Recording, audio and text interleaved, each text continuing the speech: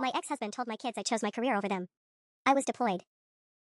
The text message from my 8-year-old daughter Emma hit me harder than any IED blast I'd encountered in Kandahar. Asterisk dad says you don't miss us. He says if you really loved us you would have stayed home. Asterisk. I stared at my phone screen in the cramped communications tent, the harsh Afghan sun beating down on the canvas above. Around me, other soldiers were video chatting with their families, laughing at toddlers stumbling across laptop screens. Meanwhile, my hands were shaking as I read the words my baby girl had typed with her careful, still developing fingers. 6 months. I'd been deployed for 6 months, and this was what I came back to? Actually, I wasn't back yet. I had 2 weeks left in this godforsaken desert, 2 weeks before I could see Emma and her 10-year-old brother Jake in person. But based on the increasingly distant video calls and the one-word text responses I'd been getting, I was starting to realize that something was very, very wrong at home. I immediately called my ex-husband Derek. It was 3 a.m. his time in Colorado Springs, but I didn't care. Sarah? His voice was groggy, but I caught something else underneath it. Annoyance, maybe. Or guilt. What the hell have you been telling my kids? Our kids, he corrected, and I wanted to reach through the phone and shake him. And I don't know what you mean. Emma just texted me saying I don't love them. That I chose my career over them. Where would she get an idea like that, Derek? There was a long pause. In the background, I could hear the house settling, the same house we'd bought together 7 years ago, the house where Derek now lived rent-free while collecting $2,800 a month in child support from me. The house where he got to be the full-time parent while I sent money from a forward operating base in Afghanistan. Look, Sarah, kids notice things. They notice when their mom isn't here for Jake's baseball games or Emma's school play. They ask questions. What am I supposed to tell them? You're supposed to tell them the truth. That I'm serving my country. That this deployment helps fund their college accounts and keeps our health insurance active. That I didn't choose this, I was ordered to deploy. Were you though? His voice had that familiar edge now, the one that had driven me crazy during our marriage. Because I seem to remember you volunteering for this deployment. Something about career advancement. My jaw clenched. Yes, I had volunteered. But not for the reasons he was implying. I volunteered because Major Collins specifically requested me for this intelligence operation. It's a career-defining opportunity that benefits our entire family's future. You know this. Right. Career-defining. That's exactly what the kids hear when you say that, Sarah. I closed my eyes, trying to center myself the way my therapist had taught me before the divorce was finalized. Derek had always been good at twisting things, at making me feel guilty for my ambitions. It's part of why we'd ended up divorced in the first place. Have you been telling them I don't miss them? Another pause. Too long. Derek. I tell them the truth, Sarah. That you made a choice. That's all. The line went dead. I sat in that tent for 20 minutes, my untouched dinner growing cold beside me, trying to process what was happening. My ex-husband was systematically turning my children against me while I was deployed overseas. And I had 2 weeks to figure out how to fix it before I came home to kids who thought their mother had abandoned them. The next morning, I tried calling Jake directly. It was after school in Colorado, and normally he'd answer on the second ring, eager to tell me about his day. This time, it went straight to voicemail. I tried again an hour later. Voicemail. Finally, around dinner time his time, Emma picked up Jake's phone. Hi, Mom. Her voice was flat, polite in the way that 8-year-olds sound when adults have coached them to be civil. Hey, sweetheart. I was trying to reach Jake. Is he there? He's doing homework. Can you get him? I only have 20 minutes before I have to report for night duties. I heard muffled voices in the background, then Emma came back on the line. He doesn't want to talk right now. My heart sank. Emma, baby, did I do something to upset you guys? I know I've been gone a long time, but Dad says we shouldn't be mad at you. He says you're doing what makes you happy. What makes me happy? Jesus Christ. Emma, can I tell you something? Being away from you and Jake is the hardest thing I've ever done. I think about you two every single day. I have pictures of you taped above my bunk, and I kiss them goodnight every. Then why did you leave? The question was so simple, so direct, and it came from such a place of genuine hurt that I felt my chest tighten. How do you explain geopolitics and career trajectories and financial security to an 8-year-old who just wants her mom to come to her soccer games? Because sometimes adults have jobs that require them to go away for a while. Like how Daddy travels for his sales conferences, but longer. I'm helping keep our country safe, and I'm also making sure we have money for your college funds and Dad doesn't go away for 6 months. She was right. Derek's longest business trip was maybe a week. No, he doesn't. But Emma, different jobs require different things. Doctors sometimes work all night at hospitals. Firefighters run toward dangerous situations. And soldiers sometimes deploy overseas. It doesn't mean we love our families any less. Dad says if you really wanted to be with us, you would have picked a different job. There it was.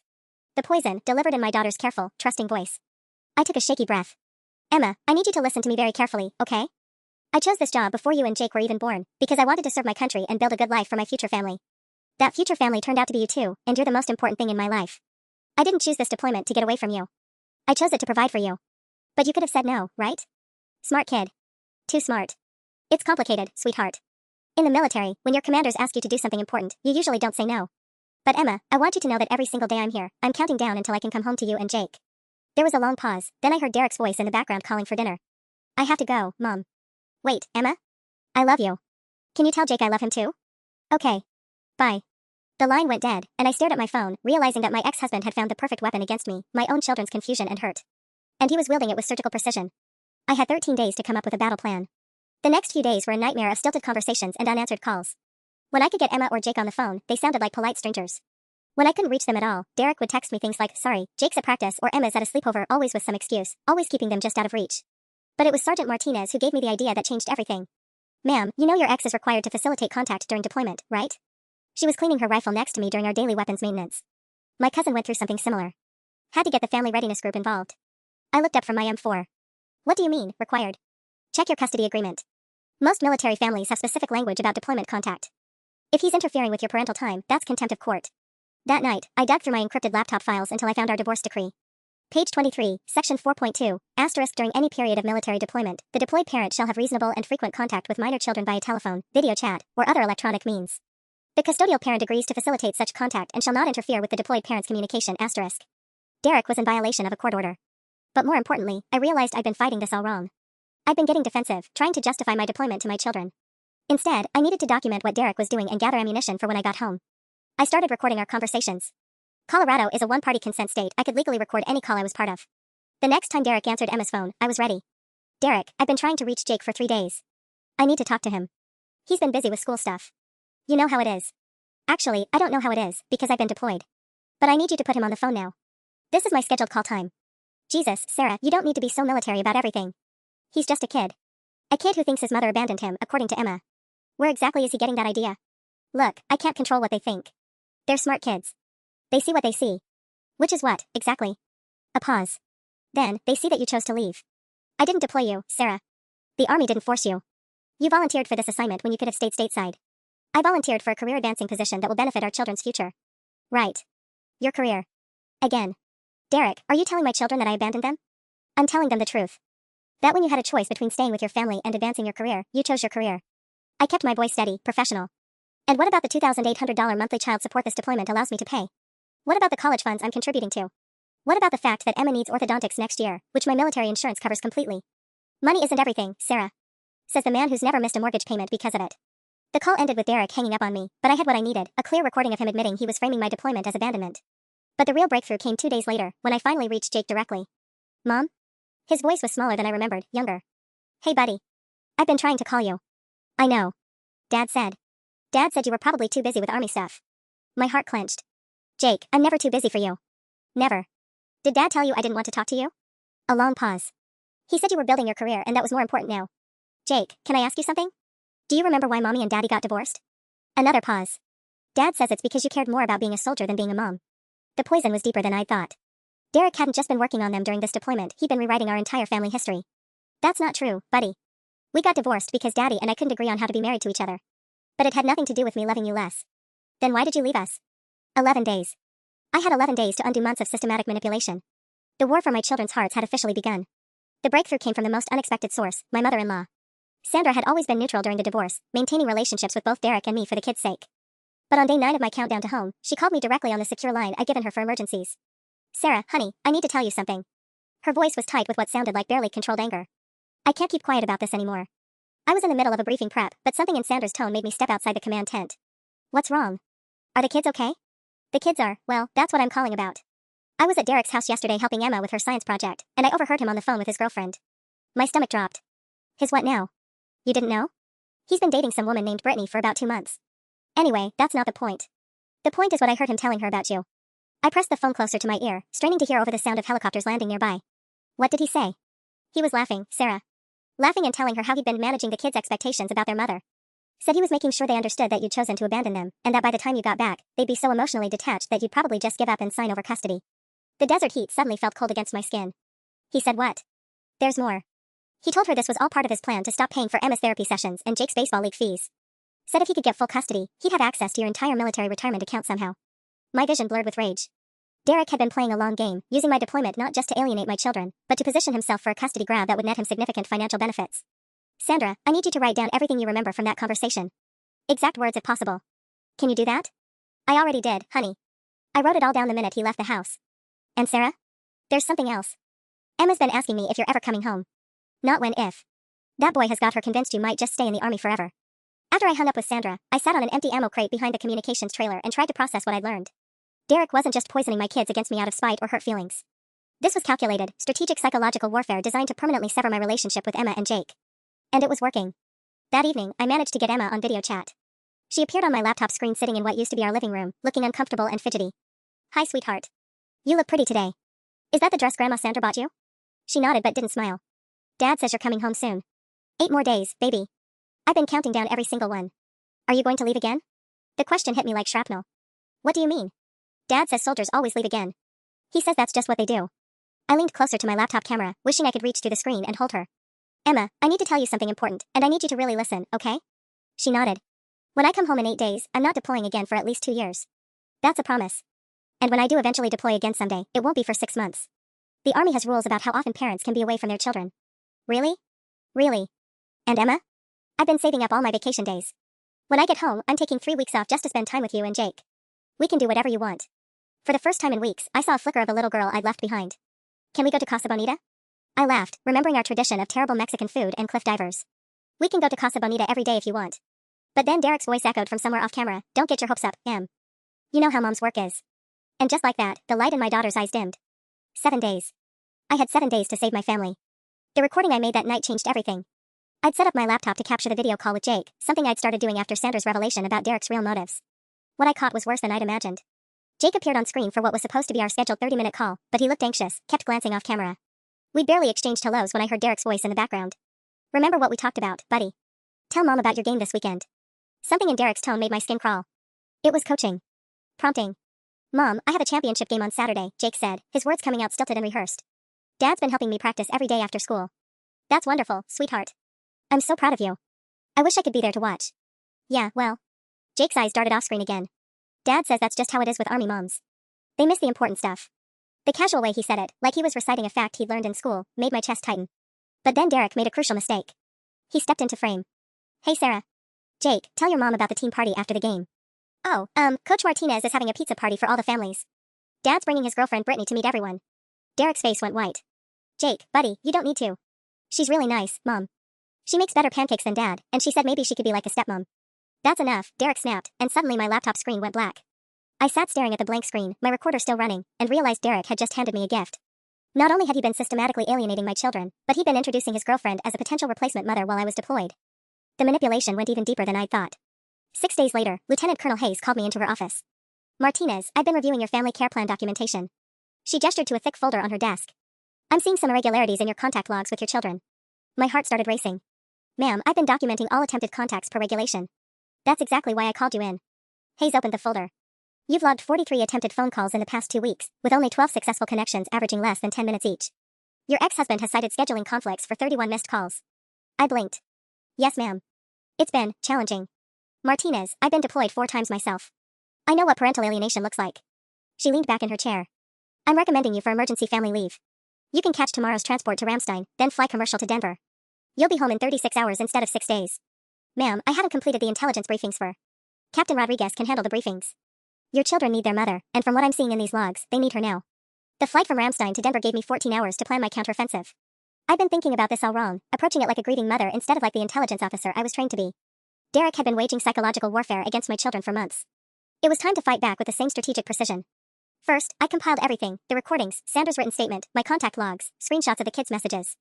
Then I called my lawyer from the Frankfurt airport. Rebecca, it's Sarah Martinez. I need an emergency custody hearing. Sarah? I thought you were deployed until. I'm coming home early. I have evidence that Derek has been systematically violating our custody agreement and alienating the children. How fast can you get me in front of a judge?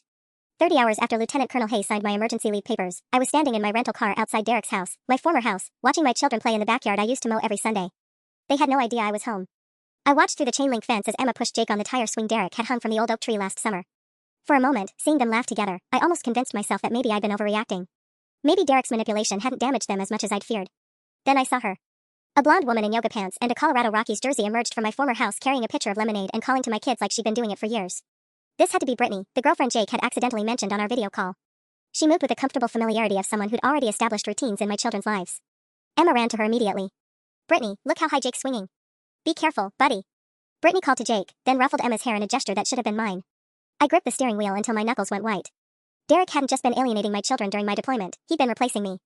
My phone buzzed with a text from Rebecca, my lawyer, asterisk hearing scheduled for Monday 9 a.m. Judge Martinez wants to see you in chambers first at 8:30.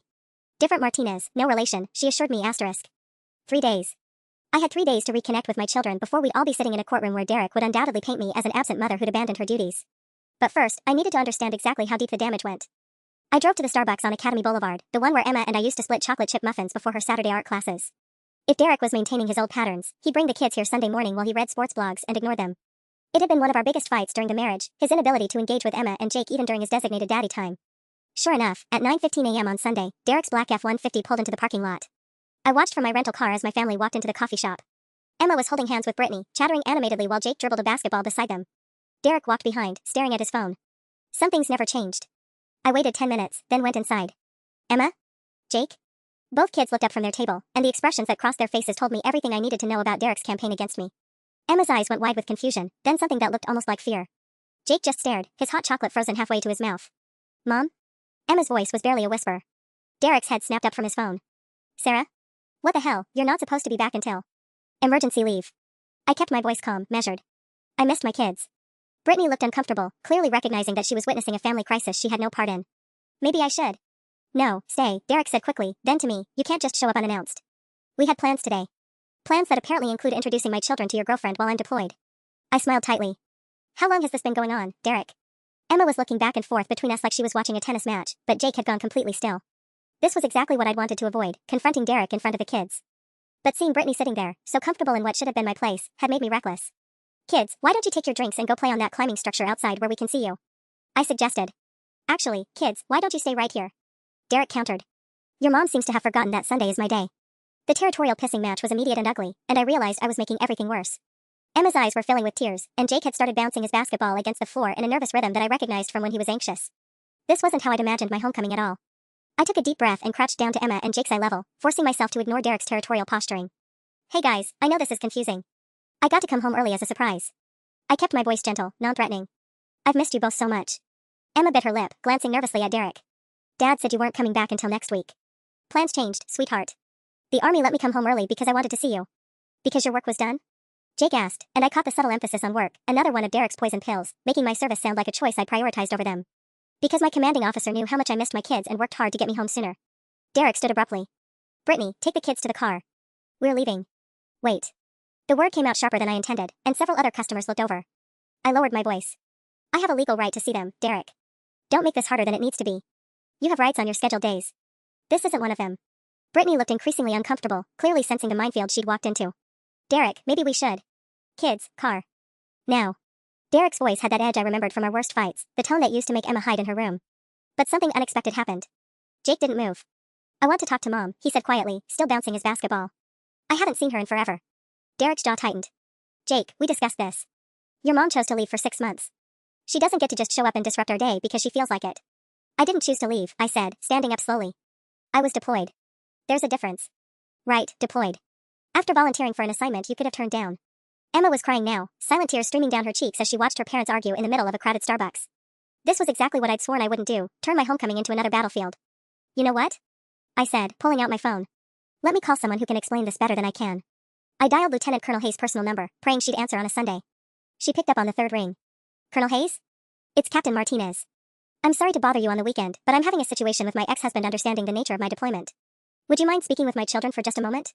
I put the phone on speaker before Derek could object. Emma? Jake? This is Lieutenant Colonel Hayes. Your mom has told me so much about you both. Emma wiped her nose. Hi. I wanted you to know that your mom is one of the bravest soldiers I've ever served with. She was handpicked for this mission because she's the best intelligence officer in our unit. But more than that, she talked about you two every single day. She showed everyone pictures of Jake's baseball team and Emma's art projects. Jake stopped bouncing his basketball. She did? Every morning at 0600 formation, your mom would tell us how many days until she could come home to you.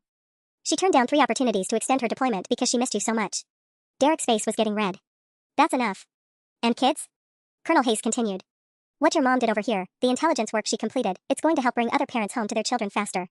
She served with honor, and you should be very proud of her. Emma looked up at me with something I hadn't seen in months, admiration instead of resentment. Thanks, Colonel, I said softly. Anytime, Martinez. Enjoy your family time. You've earned it. As I hung up, Derek grabbed Brittany's arm. We're leaving. Kids, let's go. But for the first time in months, my children hesitated. Actually, Derek, they're coming with me. The words came out steadier than I felt. Derek's face went from red to purple. Like hell they are. It's my custody day, and you can't just. Check your phone, I said calmly.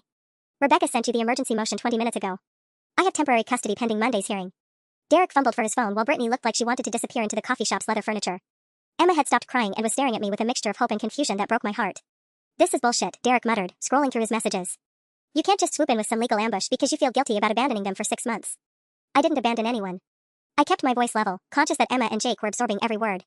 I served my country, fulfilled a deployment obligation, and came home to find out you've been systematically lying to our children about why I was gone. Jake's basketball stopped bouncing entirely. What do you mean lying? Derek shot me a warning look, but I was done protecting his narrative. Jake, do you remember what I told you about why Mommy had to go to Afghanistan?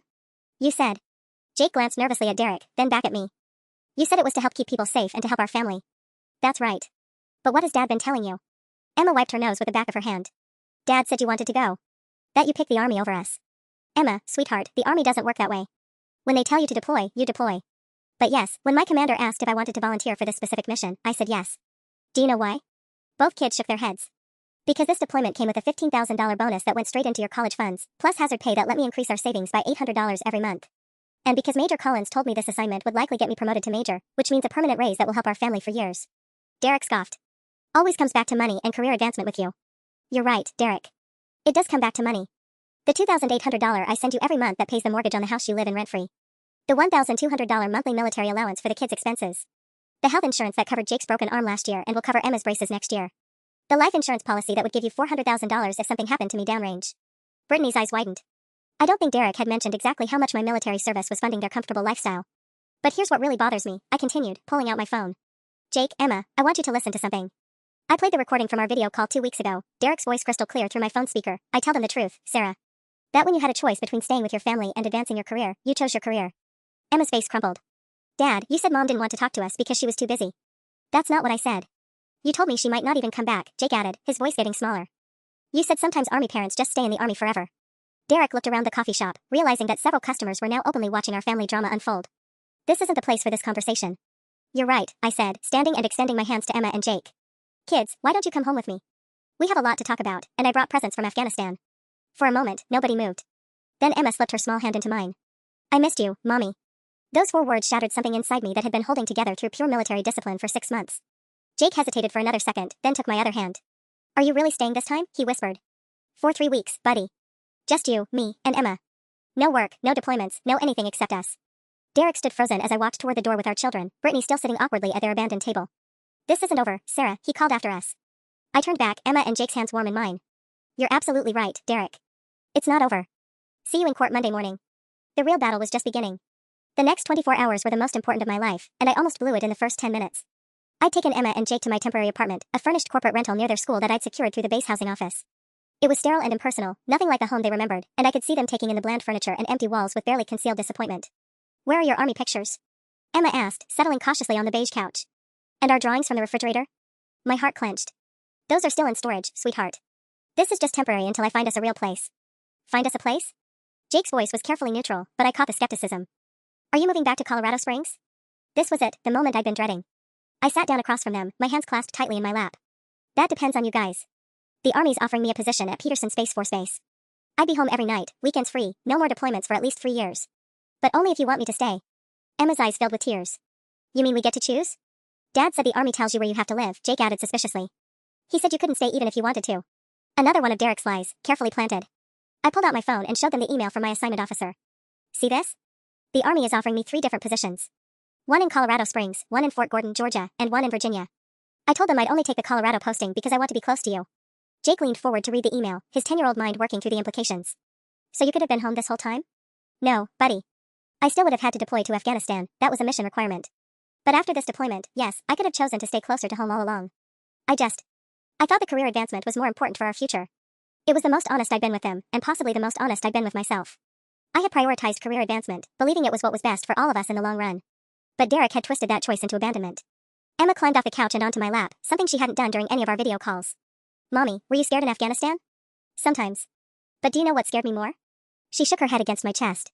The idea that you and Jake might forget how much I love you. Dad said you had a new Army family now, Jake said quietly. He said soldiers care more about their unit than their real families. I closed my eyes, fighting back a wave of pure rage at Derek's systematic destruction of our relationship.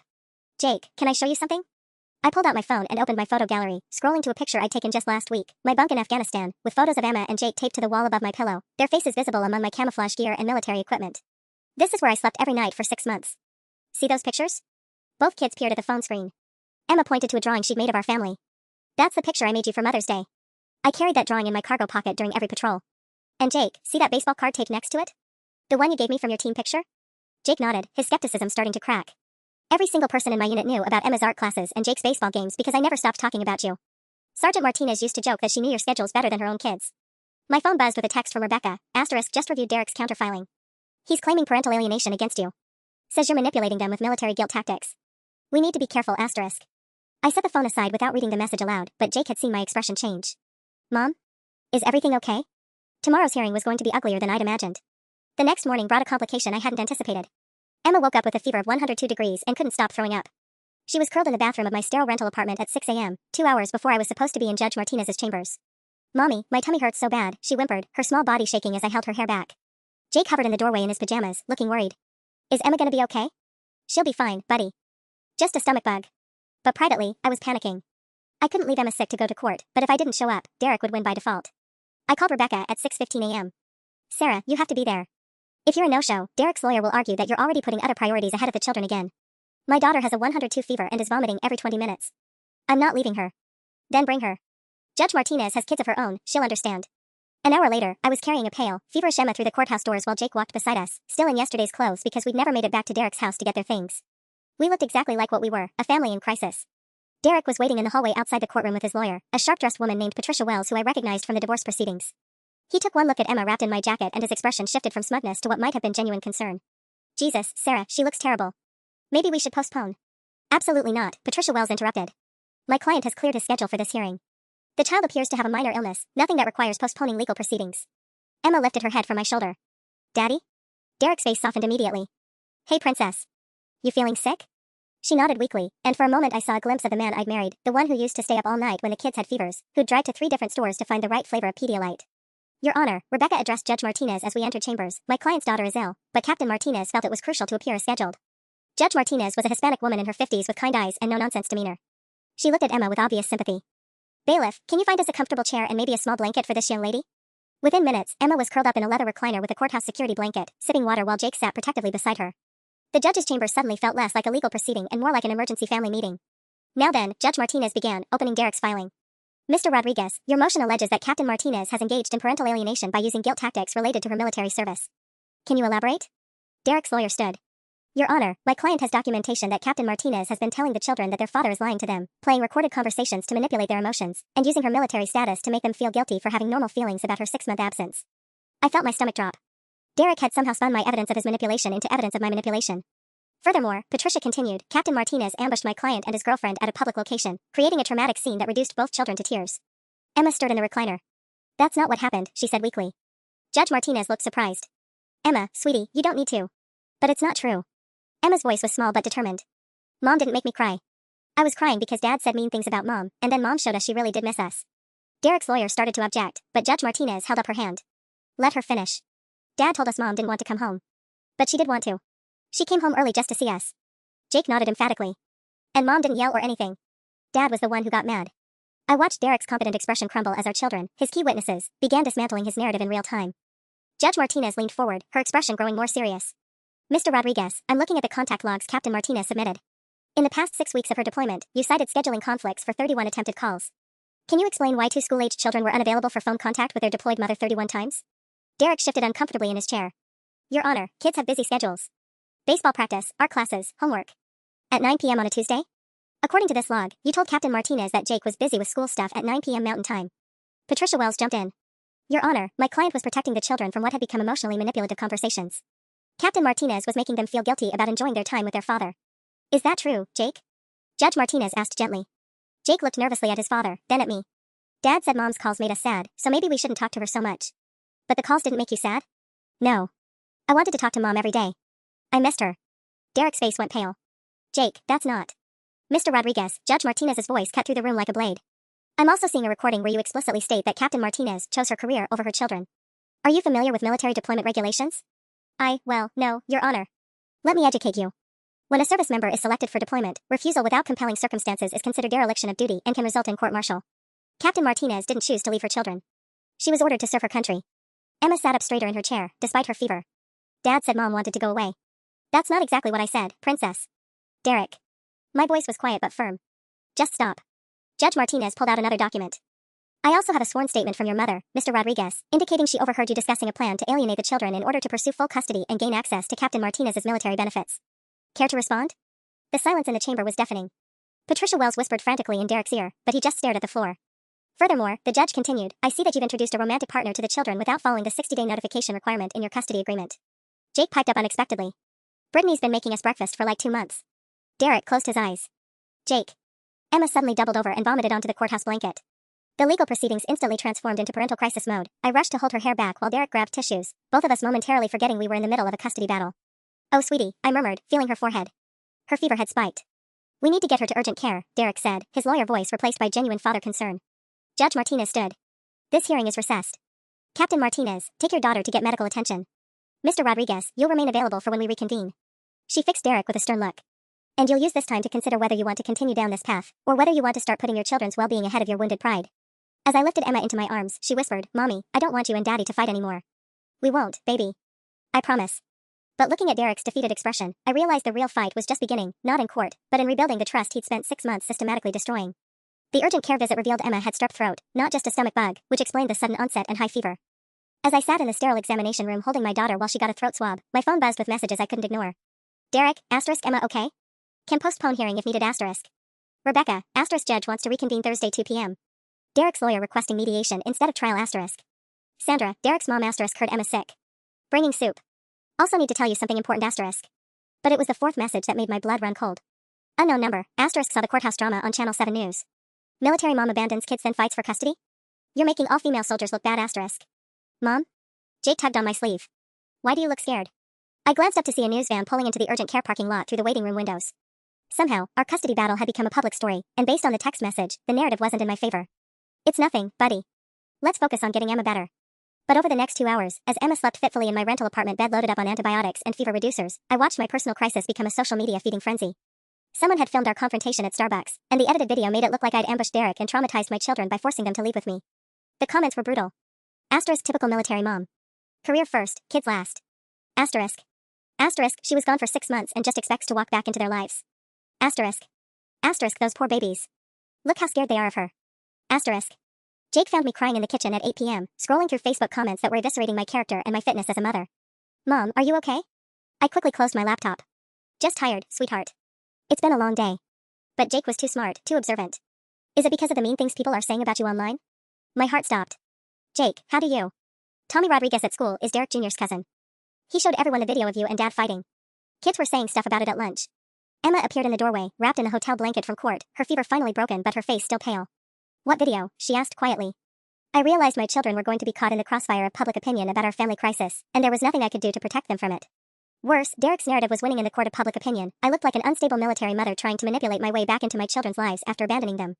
Sandra's knock on the door at 8:30 p.m. brought both relief and more complications. I brought homemade chicken soup and some hard truths, she announced, bustling into my temporary apartment with grocery bags and a determined expression.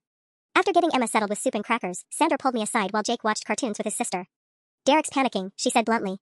The video going viral wasn't his plan. Patricia Wells is talking about withdrawing from the case because she thinks the publicity makes him look bad. Good. Maybe he'll finally. Sarah, there's more. Derek owes Brittany's ex-husband $12,000 in gambling debts. That's why he was so desperate to get full custody. He needs access to your military survivor benefits as collateral for a loan. The room started spinning. He what? Online poker. Started during your deployment, got way over his head. Brittany doesn't even know. He told her the custody thing was about the kids missing their dad, but I heard him on the phone with some bookie yesterday. He's in real trouble, honey. I sank into the rental apartment's generic armchair, trying to process this new information. Derek hadn't just been alienating my children out of spite, he'd been setting up a financial scam that required permanently removing me from their lives. There's something else, Sandra continued, glancing toward the living room where Emma and Jake were absorbed in their cartoon. Derek's been telling people you have PTSD from your deployment. Claims you're mentally unstable and potentially dangerous around the children. The final piece of Derek's strategy clicked into place. Public opinion, manufactured mental health concerns, financial desperation, and systematic parental alienation. He'd been building a comprehensive case to destroy me while I was deployed and unable to defend myself. But now I was home, I had evidence, and I had Sandra as a witness to his real motives. The war for my children was about to get much uglier. The breaking point came at 11:47 p.m. when my phone rang with Emma's ringtone, except Emma was asleep in the bedroom 10 feet away. Derek was calling from her phone. Sarah, we need to talk. Now. His voice was different. Desperate in a way I'd never heard before, not even during our worst fights. Derek, it's almost midnight. Emma's sick, Anne. I know about Sandra. I know she told you about the gambling. A pause. I know you recorded our conversations. I stepped onto the apartment balcony, closing the sliding door behind me so the kids couldn't hear. Then you know you're screwed. Listen to me very carefully. I just got a call from Tony Marchetti. You remember Tony from my old construction crew? I did remember Tony. Muscle-bound, multiple arrests, the kind of guy Derek had started hanging around after our divorce when he was trying to prove he was still young and tough. Tony says he saw you at the courthouse today. Says you looked real comfortable playing the victim for that judge. Derek's voice was getting shakier. Sarah, I owe some very bad people a lot of money. If I don't get custody, if I can't use your military benefits as collateral. Derek, what are you saying? I'm saying maybe you should consider voluntarily signing over custody. For everyone's safety. The threat was implicit but clear. I felt my military training kick in, assess the threat, identify resources, plan response. Derek, are you threatening me? I'm trying to protect our kids from a situation that's gotten way out of my control. Through the sliding glass door, I could see Jake had fallen asleep on the couch next to Emma's makeshift sickbed. They looked so small, so vulnerable. How much do you owe, Derek? 43,000. The number came out like a confession. Started at 5, but the interest. His voice cracked. Sarah, these aren't the kind of people who just take your car when you can't pay. My blood ran cold. You brought dangerous people into my children's lives because of gambling debts? Brittany doesn't know. The kids don't know. But if I can't get access to your military accounts by Friday, are Emma and Jake in danger right now? Not if you cooperate. I closed my eyes, running tactical scenarios in my head. Derek was desperate enough to threaten me, which meant he was desperate enough to do something stupid. But he was also clearly terrified, which meant the people he owed were scarier than his ex-wife. Derek, listen to me. You need to take Emma and Jake to your mother's house tonight. Right now. What? Sarah, you're not understanding. I understand perfectly. You've created a situation where criminals might target our children to get to you. Get them somewhere safe, then turn yourself in to the police. I can't go to jail. If I'm arrested, who's going to? Who's going to what? Pay your gambling debts with my military benefits? My voice was getting louder, and I forced myself to stay calm. Derek, that was never going to work. You can't access my accounts just because you have custody. Silence on the other end of the line. Derek? Patricia said. She said with full custody and power of attorney for the kids' best interests, I could access your death benefits as their guardian. The full scope of his delusion finally became clear. Derek wasn't just trying to steal my children, he was planning to have me declared mentally incompetent so he could control my entire military financial package. Derek, I want you to listen very carefully. I'm a trained intelligence officer with 6 months of combat deployment experience. If you or anyone you owe money to comes near my children, I will end you. My phone was already buzzing with another call. Sandra. Sarah? Her voice was panicked. Derek just called. He's coming to get the kids. He says you're having some kind of breakdown and threatened to hurt them. The bastard was trying to flip the script one more time. Time for the nuclear option. I had exactly 12 minutes before Derek arrived to collect Emma and Jake, claiming I was mentally unstable and dangerous. 12 minutes to execute the most important tactical operation of my life. Sandra, I need you to do exactly what I say. Call 911 and report that Derek Rodriguez is attempting to kidnap children while under duress from loan sharks. Tell them the children's mother is Captain Sarah Martinez, home on emergency military leave. Sarah, what are you? Then call Rebecca and tell her to meet us at the police station with every piece of evidence we've compiled. This ends tonight. I hung up and immediately called Lieutenant Colonel Hayes on her emergency line. Colonel, it's Martinez. I have a situation that could compromise military security. Hayes was awake instantly. Talk to me. My ex-husband has gambling debts to dangerous individuals and is attempting to gain access to my military accounts through fraudulent custody manipulation. He's threatening the safety of my children. Jesus Christ, Martinez. Where are you now? Apartment complex at 1247 Woodman Road. 2 minor children on site, both American citizens. I'm dispatching base security and local law enforcement. Do not engage until backup arrives. Through my sliding glass door, I could see Emma stirring on the couch, her fever making her restless. Jake was still asleep, his baseball glove tucked under his arm like a security blanket. My phone buzzed with a text from Derek, * 2 minutes out. Have the kids ready, *. I woke Jake gently. Buddy, I need you to take Emma into the bathroom and lock the door. Don't come out until I tell you it's safe. Jake's eyes went wide. Mom, what's wrong? Daddy's having some grown-up problems that aren't your fault. Can you be brave and take care of Emma for me? Emma sat up slowly, still pale but alert. Are we in trouble? No, sweetheart. But I need you both to stay in the bathroom until the police get here. Police? Jake's voice cracked. Sometimes when adults make bad choices, the police help keep kids safe. That's all that's happening. I heard Derek's truck pull into the parking lot, the distinctive rumble of his modified exhaust system. But I also heard something else, sirens in the distance. My phone rang. Derek. Sarah, I see cop cars coming up Academy Boulevard. What did you do? I protected our children from a father who's so desperate he put them in danger to cover his gambling debts. You bitch, you have no idea what you just. The line went dead. Through my front window, I saw Derek's truck speeding out of the complex just as 3 patrol cars turned into the parking lot. 2 minutes later, my apartment was full of Colorado Springs police officers and base security personnel. Emma and Jake emerged from the bathroom wide-eyed but unharmed. Officer Jennifer Park, a family crisis specialist, crouched down to their level. Hey guys, I'm Officer Park. You're not in any trouble, but we need to ask you some questions about your dad. Is that okay? Emma nodded solemnly. Is Daddy going to jail? We don't know yet, sweetie. But right now, our job is making sure you and your brother are safe. Jake looked up at me. Mom, did Dad really try to steal your army money?